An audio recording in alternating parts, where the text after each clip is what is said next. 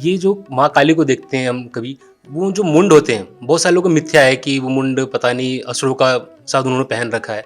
तो मुंड किसका है? माँ जो पार्वती माँ थी, पुनर्जन्म उनके जो जितने हुए थे, वो उनके हैं, या जिन्होंने माँ काली ने जिनको मारा था राक्षसों को? हमेशा असुरों का ही मुंड धारण करते हैं, चाहे माँ काली करें जी चाहे भगवान शिव करें।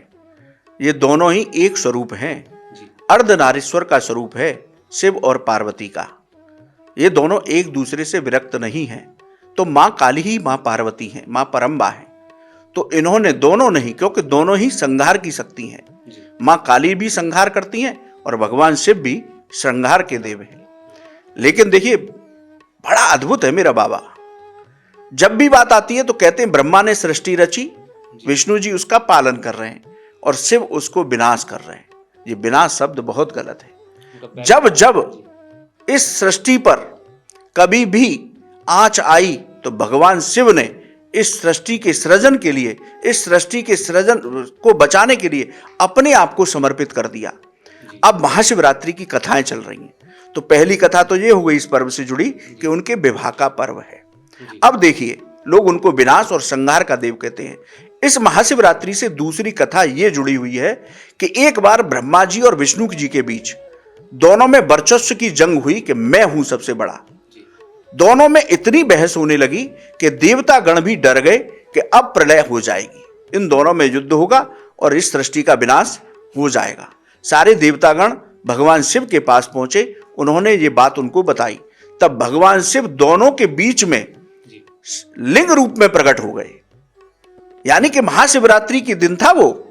भगवान शिव ने जो अपना ज्योतिर्लिंग रूप लिया, निराकार रूप धारण किया, वो महाशिवरात्रि की ही रात्रि थी।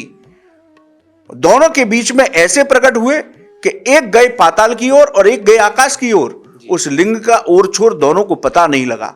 तब ब्रह्मा जी और विष्णु जी उन दोनों के आगे नतमस्तक हो गए और कहा कि आप कौन हैं, आप प्रकट होइए। तब भगवान शिव उस ज्योतिर्लिंग में से प्रकट हुए और दोनों को शांत किया। बोले कि आप जो शरीर है, जो ब्रह्मांड है, ये सृष्टि है, उनको समझाया भगवान शिव ने। ये त्रिगुणात्मक शक्ति है, आप सृजन करते हैं, आप पालन करते हैं, मैं उसका बैलेंस बनाता हूं। तो देखिए, भगवान शिव ने इस सृष्टि को प्रलय से बचाया है, जबकि कहते क्या है, संहार का देव है, विनाश का देव है। इसी तरह इससे तीसरी कहानी ये जुड़ी हुई है महाशिवरात्रि से कि भगवान शिव नटराज नृत्य करते हैं महाशिवरात्रि की रात्रि में। अद्भुत नृत्य होता है, लेकिन वो नृत्य धीरे धीरे उग्रता पर पहुंच जाता है। तब भगवान शिव के अंदर एक भाव प्रकट होता है कि इस सृष्टि को मैं विनाश कर देता हूं। तो उन्होंने तीसरा नेत्र खोला, इस सृष्टि को खत्म किया, लेकिन तुरंत ही नव सृजन इस सृष्टि का किया। यानी कि इस सृष्टि के नव सृजन का पर्व है। आप प्रकृति भी देख रहे हैं, पत्ते गिर रहे हैं इस वक्त, है बसंत के बाद, है बसंत ऋतु आई, चारों तरफ हरियाली थी, लोगों के मन में उत्साह था। तो ये नव सृजन उन्होंने सृष्टि का किया महाशिवरात्रि के दिन। ये तीन कथाएं, एक विवाह, एक उनका ज्योतिर्लिंग स्वरूप प्रकट होना और एक सृष्टि का नव सृजन, ये भी महाशिवरात्रि के दिन भगवान शिव ने किया। तो मेरा भावा सृजन का देव है यार, उसको विनाश का देव मत बताया करो। वो केवल इस सृष्टि को, प्रकृति को बैलेंस कर रहे हैं। जब भार बढ़ जाता है, असुरों के अत्याचार बढ़ जाते हैं, तो वो उसको समाप्त कर देते हैं।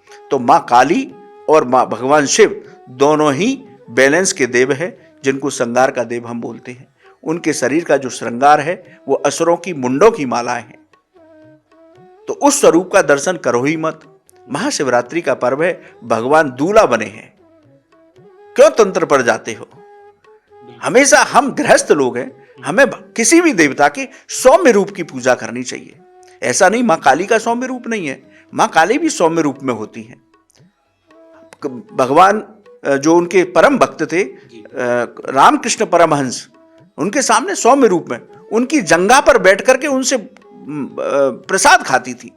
ऐसी काली मां है वो। तो उनका भी सौम्य रूप है, उनके उग्र रूप की साधना मत करिए।